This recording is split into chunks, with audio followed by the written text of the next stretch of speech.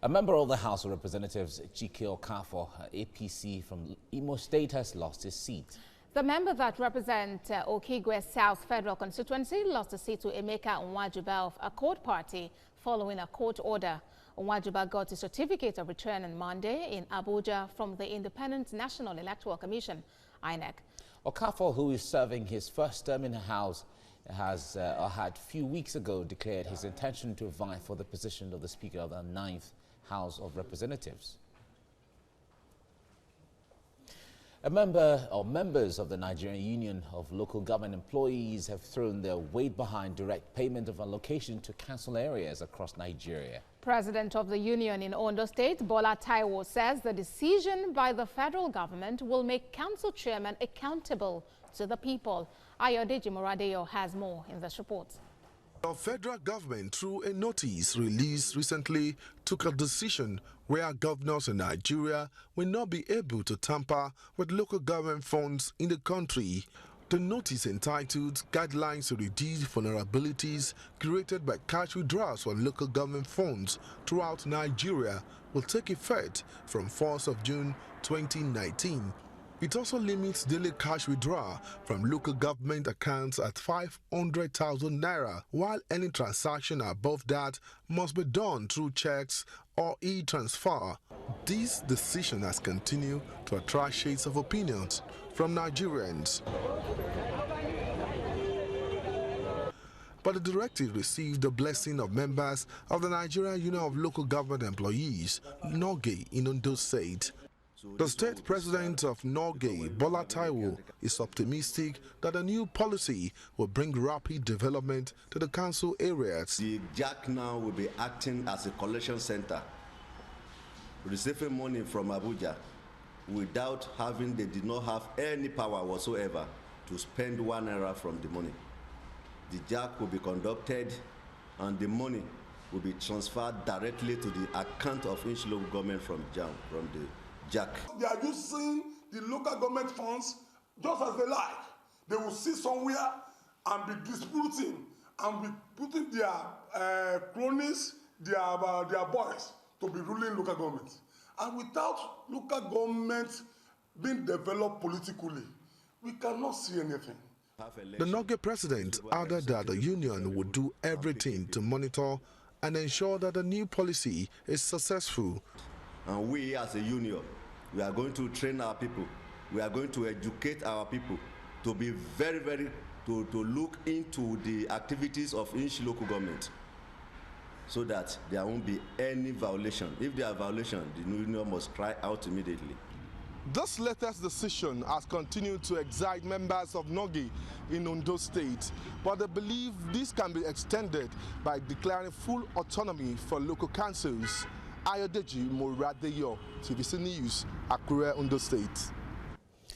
Economic Confidential's annual State Viability Index reveals that 17 Nigerian states are insolvent. Their internally generated revenues in 2018 were far below 10% of their receipts from the Federation account allocations in the same year. According to the report, many states are bankrupt and cannot survive without the monthly disbursement from the Federal Account or Federal Account Allocation Committee. The 380 billion naira IGR of Lagos State is higher than that of 30 states whose IGRs are extremely low and poor compared to their allocations from the Federation account. Let's take a look at how the state's IGR stand in comparison with the allocation from the Federation account.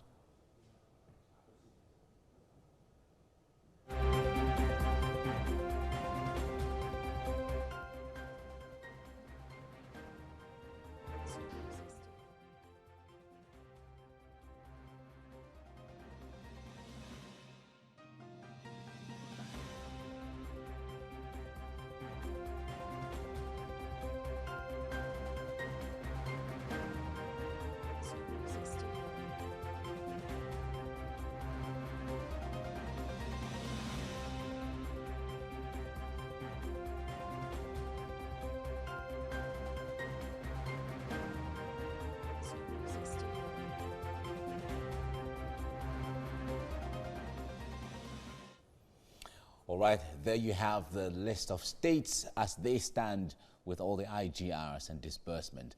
A development economist, Joe Danguro, joins me now in the studio to take a look at this trend. Good morning, it's good to see you. Good morning.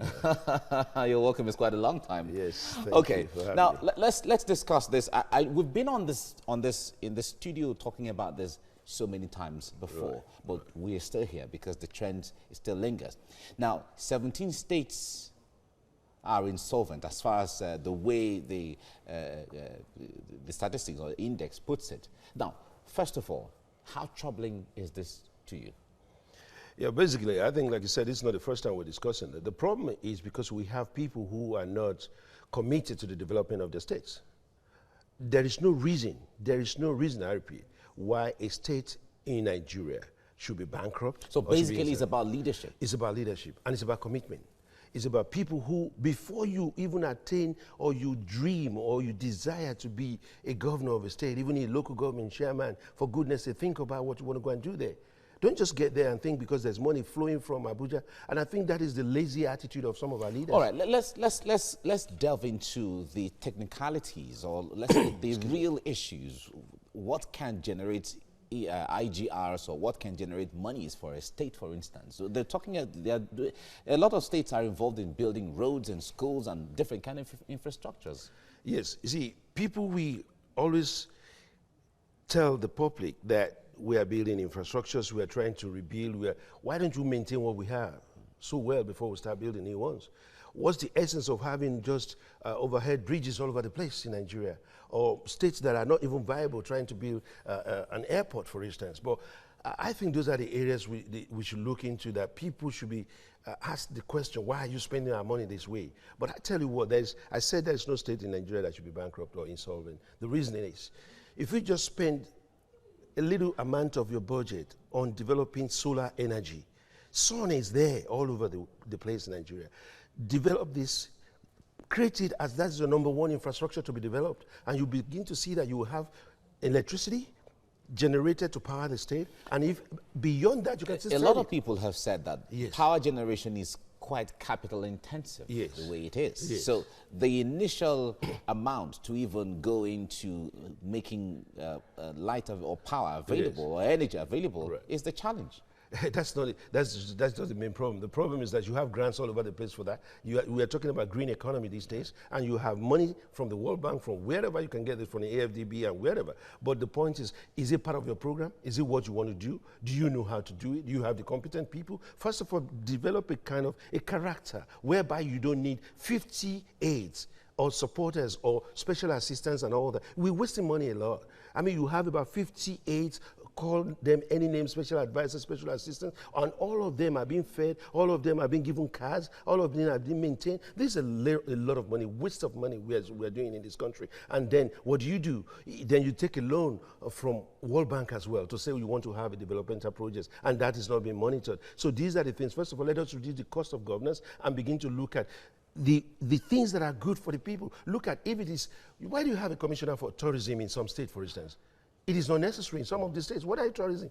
What are you doing? Maybe they want to develop tourism. No, if you want to develop tourism and you don't have the characters, you don't have the amenities, you don't have the facilities, you don't have hotels that are even rated hotel, or 3-star hotel or 2-star hotel, how would the people get to your place? All right, make us understand which is best, or which is better to start with.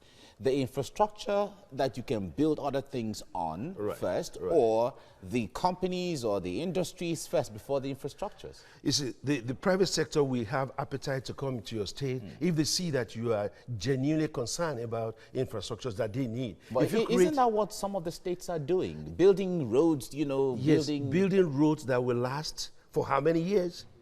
Building streets, lights that will last for how many years? Building estates that will last for how many years? Investors are not ready to go into a place where there is no consistency. What the investors will want to do, will they be consistent? Is it for just 2 years, or for 4 years, or for 8 years? So you have to think about that. And that's why you see the investors will remain in capital cities, in good cities like Lagos State, for instance. That's why they are making money. You can't continue to tax the people for long, and the people will not revolt at some point. You are taxing them on their bicycle, on their radio, on their TV. You continue to tax in the name of raising IGR. That is not the best thing. If you provide good infrastructure that will be of benefit to the people, I tell you what, farming. Let's have states whereby you know that shrimps will be produced from these states, and we can export shrimps. For instance, if you say, look, somewhere in LGAs or wherever, they produce shrimps or crabs or fishes or whatever, even if it's tilapia, let that be tilapia 24/7 all year round. And we know that tilapia is from Ondo State, from LGAs. Excuse me, let us have in Ekiti State, for instance, where you can produce the raw materials to do photovoltaic materials for the solar energy that can be exported. I know some German companies, they've come to this country, they say, look, we want to develop it, but because of bureaucracy, they couldn't set up anything. There's a lot of opportunity. We have lots of opportunity in all the states. Even, look, I drove through Calabar to Akwa Ibom the other day, and I discovered that we can begin to see that there should be organic farming as well. The plantains that could be done, that could be produced. Let's begin to have a niche in the market, not just to put fertilizer into everything. What role do the people themselves have to play in this? You have lived in Germany. You know how the economies there work, even at the very, very grassroots level. What are they doing differently that we can do here? I tell you what, our education system has to be revamped. Okay. You know, you look at it. Is that where to start from? You have to start from that. The 6334 has to be something that we have to manage, we have to prolong. Look at JAMB is not doing well now. The JAMB is not doing well for our people. Somebody who wants to read mass communication or law, and you said he has filled in one university, and he cannot go to the same university of his choice. So we are beginning to have a system whereby the fundamentals are not there. Okay, we have to leave it here now. Joe Danguro, Development Economist, thank you very much for talking to us. Thank you for having me. Good. You're watching TVC Breakfast. Economic Confidential's annual States Viability Index reveals that 17 Nigerian states are insolvent. Their internally generated revenues in the year 2018 were far below 10% of their receipts from the Federation account allocations in the same year. According to the report, many states are bankrupt and cannot survive without the monthly disbursement from the Federal Account Allocation Committee. The 380 billion naira IGR of Lagos State is higher than that of 30 states whose IGRs are extremely low and poor compared to their allocations from the Federation account. Let's now take a look at how the state's IGRs stand in comparison with the allocation from the Federation account.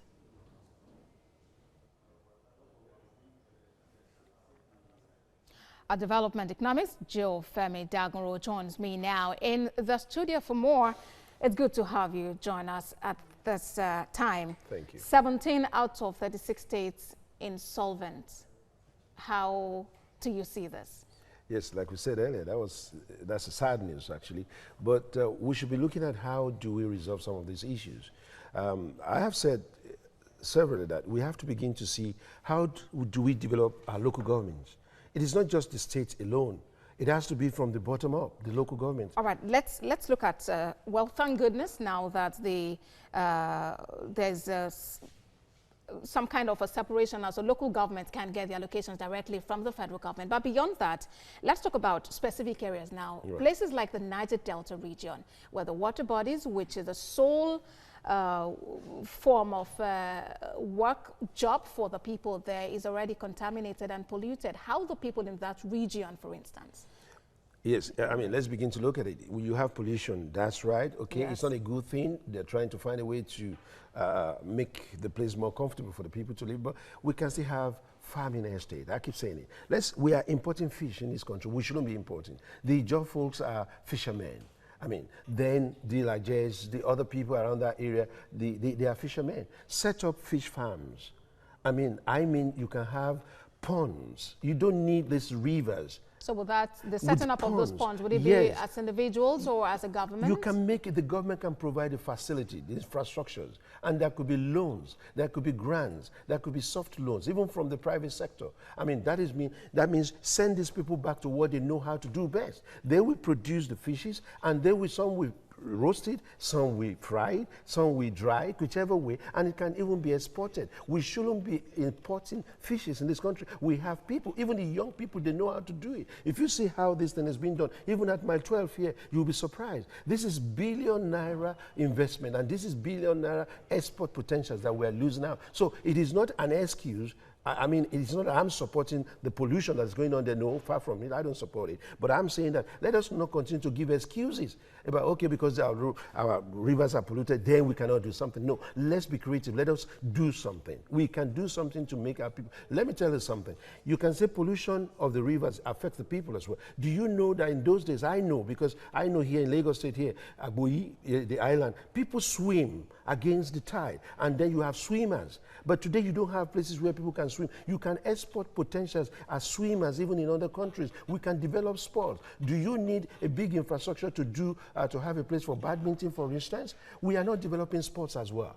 I mean, now we're beginning to see most of our Nigerian athletes are not interested in staying in this country. They are exporting themselves or taking themselves out of this. We talk about a lot of footballers, but it's not only football. We have talents in this country. Now, what about the art and sculpture?